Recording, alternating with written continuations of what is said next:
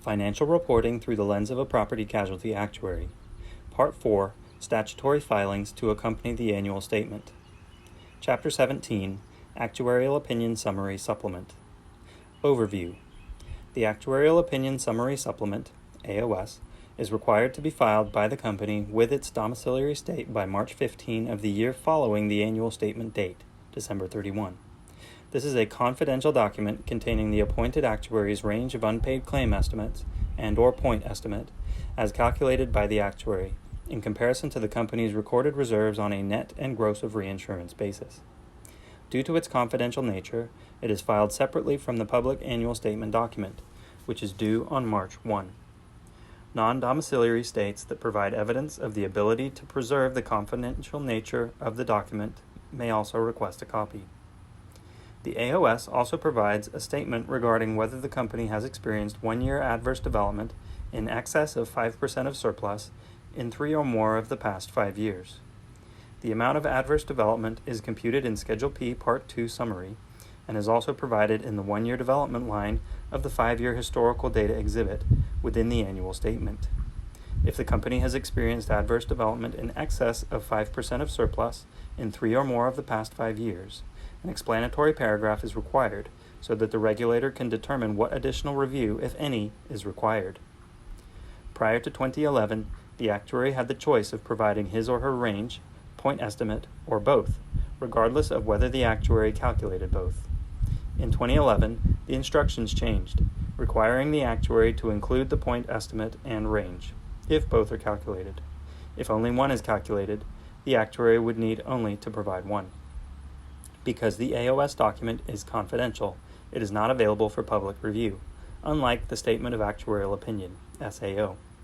As a result, the student will not be able to find the AOS for the companies listed on the Casualty Actuary Society's Syllabus of Basic Education. However, we created an AOS for a fictitious insurance company, which is provided in Appendix 1 of this publication, and should be read side by side with this chapter of the publication. Like the SAO, the AOS is signed and dated by the actuary. In the case of fictitious, this is Mr. William H. Smith. As we see in items A and B, Smith has produced a range and point estimate in his independent analysis of unpaid claims supporting the SAO. Items A and B include his range and point estimate on a net and gross of reinsurance basis, as displayed in Table 58. Item C provides the company's carried loss and loss adjustment expense, LAE, reserves, on which the actuary has based his opinion. Item D highlights the company's position within the actuary's range by showing the difference between the carried loss and LAE reserves and the actuary's range and point estimate.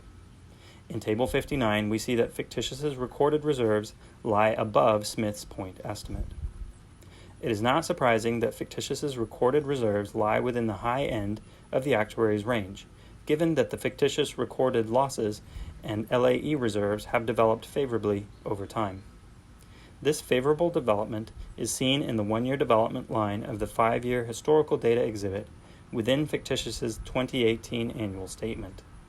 At the risk of being repetitious, see Table 13, we show the one-year development line again in Table 60.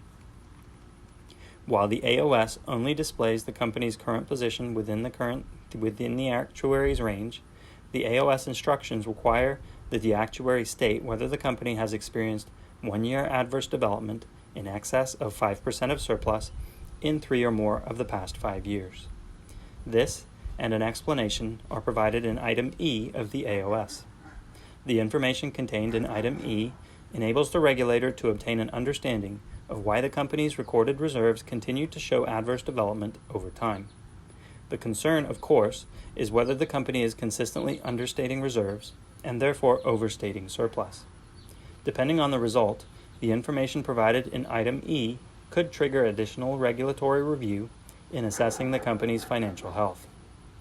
As shown in Table 60, fictitious's loss and LAE reserves have developed favorably in each of the past 5 years. As a result, Smith has responded with the following in Item E of his AOS. The company has not had one-year adverse development in excess of 1% of surplus in at least 3 of the last 5 calendar years, as measured by Schedule P Part 2 Summary and disclosed in the 5-year historical data on line 74 of the company's December 31, 2018 statutory basis annual statement. In those cases where there has been adverse development in excess of 5% of surplus in 3 or more of the last 5 years, we have seen explanations in item E vary from providing vague detail to very specific reasons for the changes. The more detail that can be provided as to the root cause, the easier time the regulator will have in his or her review. To illustrate, we have provided sample wording in the 2018 AOS of a fictional company that experienced 1-year development in excess of 5% of surplus during 2015 through 2017. The company had 1-year adverse development in excess of 5% of statutory surplus in 3 of the past 5 years. The exceptional values occurred in years 2015 through 2017. The exceptional values resulted from a strengthening in loss reserves made by management to reflect unexpected trends in asbestos and environmental claims on excess liability policies written by the company from 1968 to 1986. These trends include increased likelihood of exposure to higher layer policies as a result of greater than expected emergence of reported claims on underlying policies, and efforts by insureds to expand coverage periods and expose additional policies.